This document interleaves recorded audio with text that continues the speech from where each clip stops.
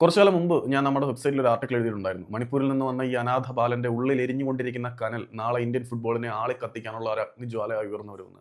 വേറെ ആരെയും കുറിച്ചല്ല പറഞ്ഞു വരുന്നത്, കൊറോ സിംഗിനെ കുറിച്ചാണ്. 2006 ഡിസംബർ 3-ാം തീയതി മണിപ്പൂരിലെ ചെറാഗ് മാജിലിംഗിൽ ജനിച്ച കൊറോ സിംഗിന്റെ ബാല്യം അത്ര നല്ലതായിരുന്നോ എന്ന് ചോദിച്ചു കഴിഞ്ഞാൽ ഒരിക്കലും നല്ലതായിരുന്നു എന്ന് പറയാൻ കഴിയില്ല. 9-ാമത്തെ വയസ്സിൽ തൊട്ടടുത്ത നദിയിലുണ്ടായ വേലിയേറ്റത്തിലും വെള്ളപ്പൊക്കത്തിലും തന്റെ മാതാപിതാക്കളെ നഷ്ടപ്പെട്ട് അനാഥനായി പോകാനായിരുന്നു 9-ാമത്തെ വയസ്സിലെ നമ്മുടെ കൊറോ സിംഗിന്റെ വിധി. പിന്നീട് അദ്ദേഹം തന്റെ അമ്മാവന്റെ വീട്ടിൽ നിന്ന് ഒരുപാട് കഷ്ടപ്പാടുകളും യാതനകളും അനുഭവിച്ച് തന്നെയാണ് വളർന്നത്.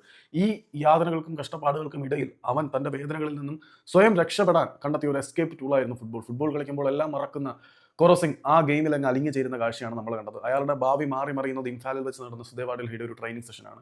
ആ ഒരു ട്രെയിനിങ് പ്രോസസ്സിൽ അദ്ദേഹം പങ്കെടുക്കുകയും ട്രെയിനിങ് പ്രോസസ് എന്ന് തെറ്റിപ്പോയതാണ്, സെലക്ഷൻ റൈറ്റ്സിൽ കൊറോ സിംഗ് പങ്കെടുക്കുകയും അദ്ദേഹം അവരെ വളരെയധികം ഇംപ്രസ് ചെയ്യുകയും പിന്നീട് സുദേവ ഡൽഹിയിലേക്ക് സൈൻ ചെയ്യപ്പെടുകയും ചെയ്യുന്നു. പിന്നീട് കണ്ടത് ഈ അനാഥ ബാലന്റെ ഉള്ളിൽ എരിയുന്ന അഗ്നി ഇന്ത്യൻ ഫുട്ബോളിനെ ആളിക്കത്തിക്കേണ്ട ഒരു പ്രഹേളികയായി വളർന്നു വരുന്ന ഒരു പരിവർത്തനത്തിന്റെ കാഴ്ചയാണ്.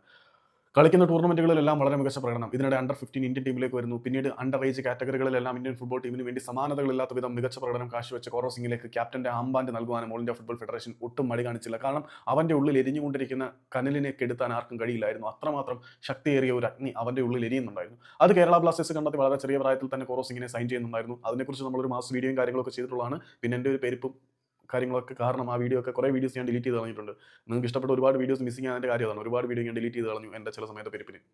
അതുപോട്ടെ, അങ്ങനെ കൊറോ സിംഗ് ഇന്ത്യൻ ടീമിലേക്ക് വരുന്നുണ്ട്.